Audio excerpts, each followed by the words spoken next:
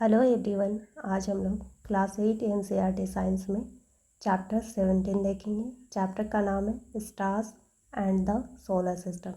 तो आइए देखते हैं इस चैप्टर में क्या क्या इंपॉर्टेंट पॉइंट्स दिए गए हैं। फर्स्ट पॉइंट है the phases of the moon occur because we can see only that part of the moon which reflects the light of the sun towards us. तो इसमें क्या बताया जा रहा है कि मून का जो हम लोग एवरीडे फेज देखते हैं, किसी दिन हाफ, किसी दिन फुल मून नाइट, किसी दिन हाफ रहता है, थोड़े थोड़े वो बढ़ते जाता है, फिर धीरे धीरे वो घटता है। तो हम लोग जिस मून को देखते हैं तो बस उतना ही पार्ट वो सनलाइट को रिफ्लेक्ट करता है, इसलिए उतना ही पार्ट हमको नज़र आता है। फुल नाइट मीन्स के फुल मून जिस दिन होता है उस दिन वो पूरे भाग से सन के लाइट को रिफ्लेक्ट करता है, दैट्स वाई उस दिन फुल मून नज़र आता है। ठीक है। नेक्स्ट है stars celestial bodies that emit light of their own. Our sun is also a star. Celestial bodies means कि बहुत सारे छोटे छोटे स्टार्स टाइप या फिर नेचुरल स्टार्स ही बोलेंगे, जो स्टार्स और सेलेस्टियल बॉडीज़। सेलेस्टियल बॉडीज़ वैसे स्टार ही है जिसको हम लोग बेसिकली वर्गी क्लासीफाई नहीं किया, आइडेंटिफिकेशन नहीं हो पाया। वो जो है जिसको हम लोग आज तक उसका नामकरण नहीं कर सके क्योंकि वो बहुत दूर है, तो उस प्रकार के स्टार्स को सेलेस्टियल बॉडीज़ कह सकते हैं आप। तो ये सेलेस्टियल बॉडीज़ एक प्रकार का स्टार ही है जो अपने लाइट अपना खुद का लाइट इमिट करता है, जैसे सन भी वो अपना लाइट इमिट करता है। बट मून जो है उसका वो अपना वो लाइट इमिट नहीं करता है, बट वो सूर्य का जो लाइट है उसको रिफ्लेक्ट करता है, इसलिए ऐसे फील होता है जैसे कि मून लाइट इमिट कर रहा है। ठीक है। नेक्स्ट है it is convenient to express distance of star in light years. जैसे कि मून और हमारी पृथ्वी जो है उसका डिस्टेंस बहुत ज़्यादा है, अप्रोक्स 150 मिलियन ईयर, इतना ज़्यादा डिस्टेंस है। तो इस प्रकार के जो डिस्टेंस है मिलियंस में डिस्टेंस किलोमीटर होता है, उस प्रकार के डिस्टेंस को हम लोग लाइट ईयर में डिस्क्राइब करते हैं या फिर एक्सप्रेस करते हैं। नेक्स्ट है stars appear to move from east to west. Stars जो है वो मूव नहीं करता है, बट ऐसे फील होता है जैसे ईस्ट टू वेस्ट वो मूव कर रहा है। The pole star appears to be stationary from the earth because it is situated close to the direction of the axis of rotation of the earth. Basically ये pole star जो है वो हमारे अर्थ के रोटेशन, अर्थ जो रोटेट करता है उसके एक्सिस पे ही, एक्सिस के डायरेक्शन पे ही वो है, इसलिए वो फिक्स नज़र आता है और बहुत क्लोज है, इसलिए वो आपको स्टेशनरी नज़र आता है, मीन्स के फिक्स नज़र आता है। जो बहुत दूर में होते हैं वो स्टार्स आपको ट्विंकलिंग इफेक्ट करता हुआ नज़र आएगा। नेक्स्ट पॉइंट है constellation are groups of star that appear to form recognisable shape. ये कंस्टेलेशंस क्या है? ये ग्रुप ऑफ स्टार्स है जिसको हम लोग रिकॉग्नाइज कर सकते हैं। फॉर एग्जांपल हम लोग ये उर्सा मेजर एक आपका कंस्टेलेशन है जो कि एक क्वेश्चन मार्क की तरह नज़र आता है। तो इस प्रकार क्वेश्चन मार्क हो गया, फिर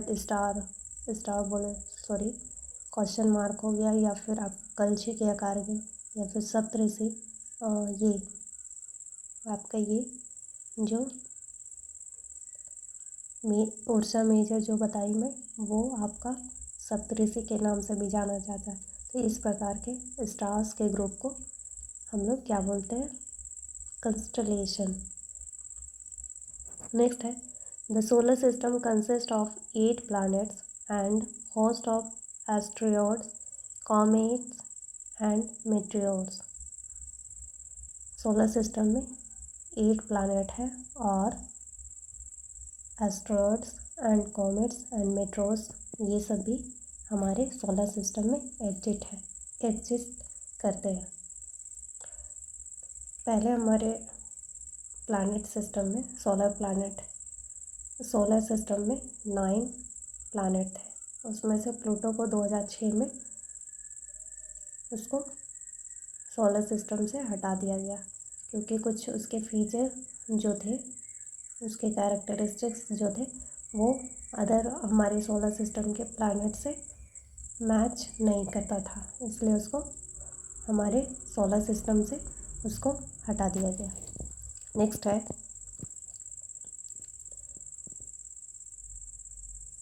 a body revolving around another body is called a satellite। हमारा अर्थ जो है वो सूर्य के चारों ओर घूमता है और हमारे अर्थ के चारों ओर पृथ्वी घूमता है। तो इस प्रकार किसी स्टार या फिर प्लैनेट के चारों ओर घूमने की प्रक्रिया को क्या कहते हैं? रिवोल्यूशन कहते हैं। बट जो प्लैनेट सन के चारों ओर घूमता है तो उसको मून या फिर सैटेलाइट कहते हैं। फॉर एग्जांपल, अर्थ का मून या फिर सैटेलाइट है मून, और सन का मून जो है, ये हमारा सोलर सिस्टम में 8 प्लैनेट है, वो सन के चारों ओर घूमता है। तो एक प्रकार से कह सकते हैं कि सन का जो सैटेलाइट या फिर मून है, वो उसके चारों ओर घूमने वाले जितने भी आपका एस्ट्रॉयड्स हो गया, प्लैनेट हो गया, कॉमेट हो गया, मेटियोर्स हो गया, ये सब आपका सब उसके चारों ओर रिवॉल्विंग करते हैं। नेक्स्ट है, Venus is the brightest planet in the night sky. Venus जो है सबसे ब्राइट नज़र आने वाला, रात के स्काई में सबसे ब्राइट नज़र आने वाला ये प्लैनेट है। इससे पहले एक पॉइंट मैं छोड़ दी, moon is the natural satellite of the earth, some planets also have natural satellites. Moon जो है अर्थ का नेचुरल सैटेलाइट है, कुछ प्लैनेट्स के सैटेलाइट होते हैं और कुछ प्लैनेट्स के सैटेलाइट नहीं होते हैं। फॉर एग्जांपल, मरकुरी जो है उसका अपना सैटेलाइट, नेचुरल सैटेलाइट नहीं है, उसका ना नेचुरल सैटेलाइट है ना आर्टिफिशियल सैटेलाइट है। अर्थ का नेचुरल सैटेलाइट जो है मून है, और आर्टिफिशियल सैटेलाइट भी बहुत सारे हैं। नेक्स्ट है, Jupiter is the largest planet of the solar system. Jupiter जो है सबसे लार्जेस्ट प्लैनेट है सोलर सिस्टम का। इसमें लगभग 1300 पृथ्वी के आकार के प्लैनेट उसमें एडजस्ट हो सकते हैं, इतना बड़ा है आपका Jupiter. The artificial satellite revolve around the earth, they are much closer than the moon. Artificial satellite जो है वो अर्थ के चारों ओर रिवॉल्व, मतलब चारों ओर घूम रहे हैं, और ये मून के बहुत क्लोज है। Artificial satellites are used for weather forecasting, long distance communication and remote sensing. Artificial satellite का हम लोग यूज़ क्यों करते हैं? तो वेदर फोरकास्टिंग, आज कहाँ बारिश होने वाला है, किस रफ्तार से हवा चलने वाली है। फिर आपका जो हम लोग मोबाइल फ़ोन यूज़ करते हैं, फिर टीवी का रिमोट, ये सब जो है वो हम लोग आर्टिफिशियल सैटेलाइट के ही थ्रू हम लोग ये कंट्रोल करते हैं, ठीक है। नेक्स्ट है sun. It is the source of almost all energy on earth. It continuously emit huge amount of heat and light. Sun जो है हमारे अर्थ में एनर्जी का सोर्स है और ये huge amount of heat and light emit करता है। ये हमारे पृथ्वी के लिए एनर्जी का सोर्स तो है ही, बट ये पूरे सोलर सिस्टम में जितने भी प्लैनेट हैं सबके लिए ये एनर्जी, सोर्स ऑफ एनर्जी है sunlight.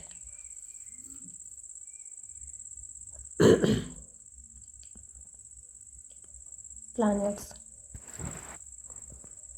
A planet has a definite path in which it revolves around the sun called orbit.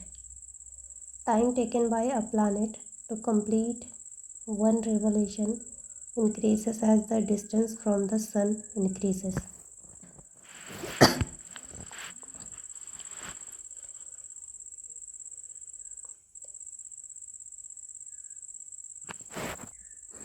Planet जो है हमारे जितने भी ग्रह हैं सोलर सिस्टम में, वो सूर्य के चारों ओर जिस सर्कल में या फिर जिस पाथ में वो रिवॉल्व मतलब घूमते हैं, चक्कर लगाते हैं, उसको क्या बोलते हैं, ऑर्बिट कहते हैं।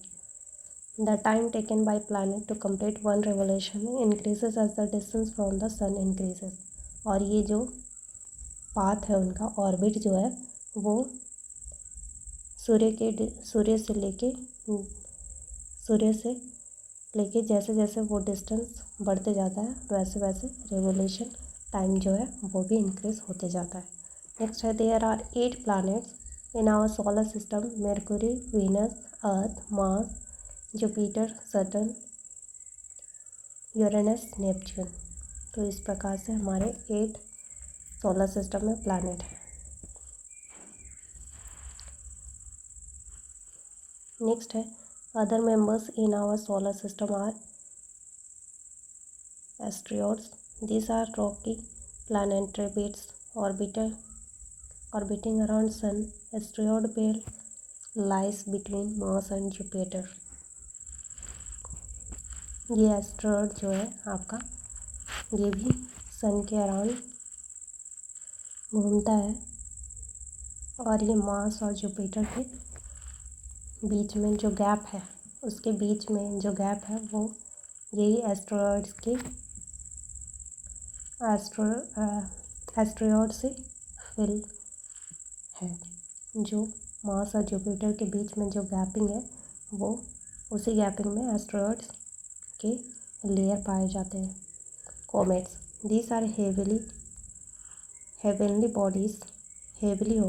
Bodies that revolve around the sun. It appears generally as a bright head with a long tail. ये कॉमेट जो है आपका, ये भी सन के अराउंड ही मूव करते हैं और ये थोड़ा साइज में बड़े होते हैं और ये ब्राइट हेड और लॉन्ग टेल मीन्स कि ये लंबी स्ट्रेट होता है और ये थोड़ा आपको हेड टाइप में मीन्स कि गोल आपको नज़र आएगा और वो ब्राइट होगा और एक थोड़ी लंबी स्ट्रेट लाइन टाइप में होगा, तो वो टेल की टाइप में होगा। तो कोमेट इस प्रकार का दिखता है। नेक्स्ट है meteor and meteorites. Meteor is a brief streak of light in the night sky caused by a meteoroid. Small meteoroids melt and burn up, creating streaks of light. Few meteoroids, which survive as they pass through the Earth's atmosphere and reach the Earth's surface, are called meteoroids. ये meteors and मेट्रोराइड्स जो है ये दोनों एक ही चीज़ है, but meteors क्या है कि ये थोड़ा साइज में छोटे होते हैं। ये पृथ्वी के एटमॉस्फेयर में आने से पहले ये जल करके ख़त्म हो जाता है। ये जो पृथ्वी के सरफेस में मीन्स के एटमॉस्फेयर में आते हुए ये फ्रिक्शन के कारण ये जल करके मीन्स के एवापोरेट होके ये समाप्त हो जाता है। और ये मेट्रोराइड्स जो है ये मेट्योर्स का ही बड़ा रूप है। जब ये पृथ्वी के एटमॉस्फेयर में आता है तो ये फ्रिक्शन के कारण ये भी वाष्पीकृत एवापोरेट होता है, बट ये थोड़ा बड़ा होने के कारण ये पृथ्वी तक भी कभी कभी पहुंच जाता है। और ये कभी कभी ऐसा होता है कि पृथ्वी तक भी ये एवापोरेट होकर के इसका कुछ अंश पृथ्वी में गिरता है। और इसी की वजह मतलब कभी कभी ये जब पृथ्वी पे गिर जाता है तो ये साइंटिस्ट के लिए, एस्ट्रोनॉट्स लोगों के लिए ये रिसर्च के लिए हेल्पफुल हो जाता है कि ये किस प्रकार का पदार्थ है, ऑब्जेक्ट है हमारे यूनिवर्स में, गैलेक्सी में या फिर जो ब्रह्मांड है उसमें किस प्रकार के ये ऑब्जेक्ट या फिर क्या बोलेंगे मेट्रियोर्स या मेट्रोराइड्स प्लैनेट वगैरह किस प्रकार के हैं, किस किस चीज़ों से बने हुए हैं, ये रिसर्च करने में हेल्पफुल होता है। नेक्स्ट है artificial satellites. Man made object sent into space to orbit the earth. Example IRS, EDU, SAT, EDUSAT, INSAT. एक है आर्यभट्ट। इस प्रकार के ढेर सारे आर्टिफिशियल सैटेलाइट जो अर्थ के चारों ओर घूम रहे हैं और न्यूज़ वगैरह आपका वेदर फोरकास्टिंग वगैरह के लिए यूज़ हम लोग करते हैं। Constellations, a group of star forming some kind of recognisable figures और pattern are known as constellations. तो ये कंस्टलेशन क्या है? ग्रुप ऑफ स्टार है जिसको हम लोग रिकॉग्नाइज कर सकते हैं। ये किसी शेप और साइज में नज़र आता है। Constellations appear to move from east to west as Earth rotates from west to east. Orion the Hunter, Ursa Major, the Great Bear और सप्तऋषि कैसियोपिया आर सम कंस्टलेशन। ये आपका कंस्टलेशन का एग्जाम्पल है। ओरियन जिसको द हंटर भी कहते हैं, Ursa major को द ग्रेट बियर और सप्तऋषि भी कहते हैं, और ये कैसियोपिया ये एक है आपका कंस्टलेशन। तो इस प्रकार ये चैप्टर समाप्त होता है। ये चैप्टर में कुछ और ऐड करना बाकी रह गया, ये मैं अगले दिन आपको पूरे इस चैप्टर का हैंड रिटन नोट्स मैं दूंगी। उसमें कुछ ज़्यादा पॉइंट्स ऐड किए गए हैं।